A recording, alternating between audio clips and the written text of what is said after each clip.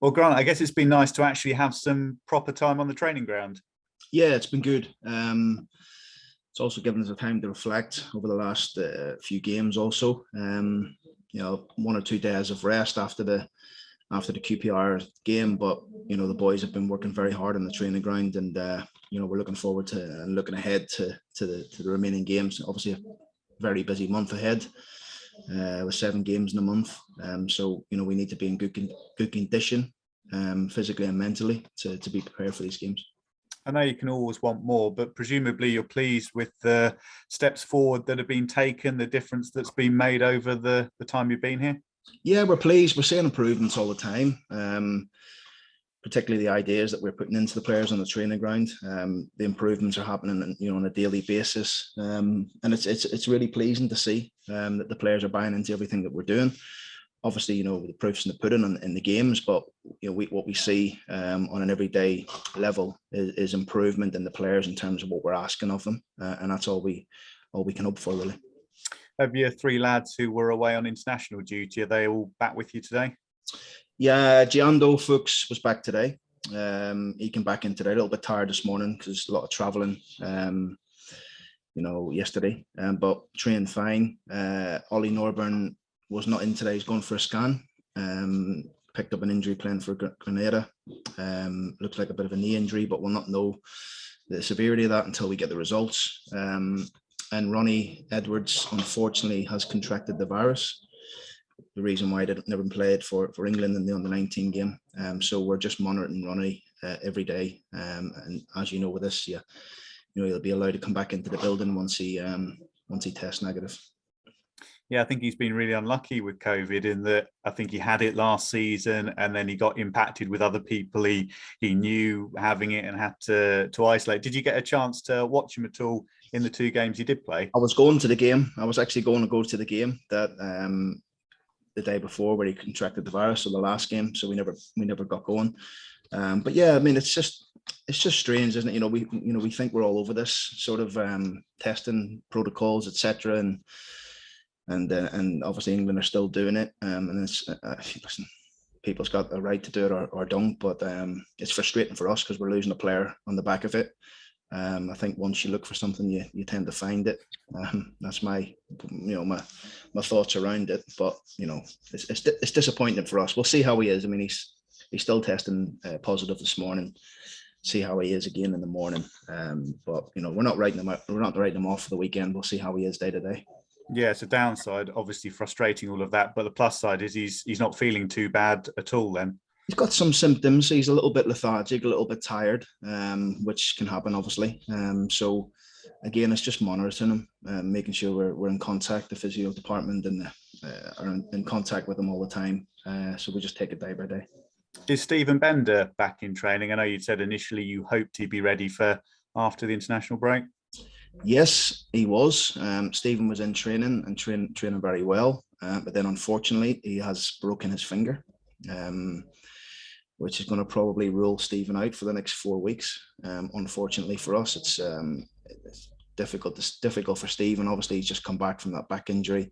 For us, it's not great. It's so unfortunate for the lad. It's just an obnoxious effort. He's tried to save a shot in training and his finger's gone back. So he's going to have to go into some sort of a metal plate in his finger, which for a goalkeeper is not great. So yeah, we're looking like we're going to lose Stephen for probably the rest of this month, I would say. Yeah, and given, of course, that he's Swansea's player, I guess they have a say in that and would want to protect him for next season as well. Absolutely. I mean, look, he's been dealt with here and he's gone for a scan and x-ray.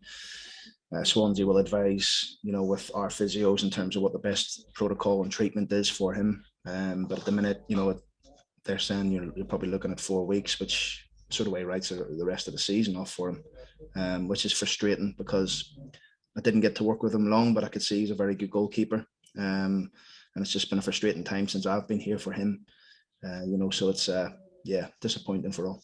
Yeah, well, I'll keep my fingers crossed then for the next couple. Ricky J. Jones, some better news there?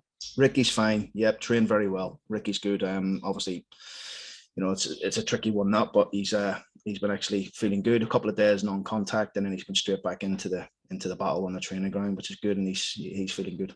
Yes, that's good. And with Johnson Clark Harris, I think the feeling was he should be fine as that all worked out all right. Yeah, I mean he's had to go through the protocols in terms of the concussion protocols, which he's done.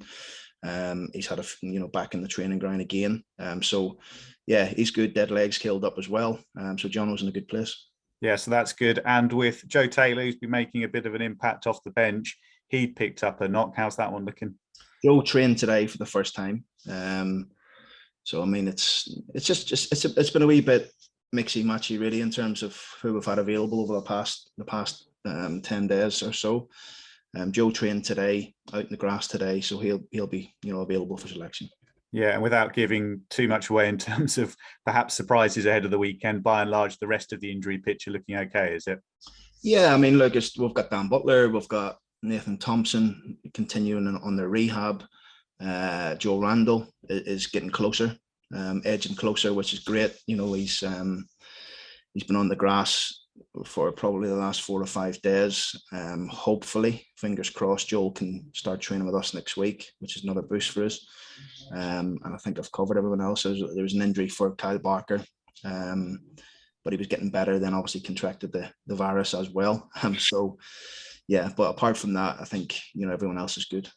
Let's talk about Middlesbrough then. I guess of late for them, their most eye-catching performances in the FA Cup had a really good run there, and of course they'll be hoping to squeeze their way into the playoffs. Yeah, I've huge respect for Chris Wilder and the job he's done, whatever club he's been at, particularly Sheffield United.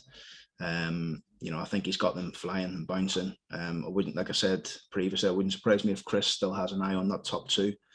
Anything can happen over the next eight games or so. So it's a great game for us. I watched them 3 weeks back there at Birmingham. Really high energetic team. Want to get in your face. They play with real energy and enthusiasm. Got some real quality all through their team, particularly at the top end of the pitch with Balogun and Connolly and Spora and people like that.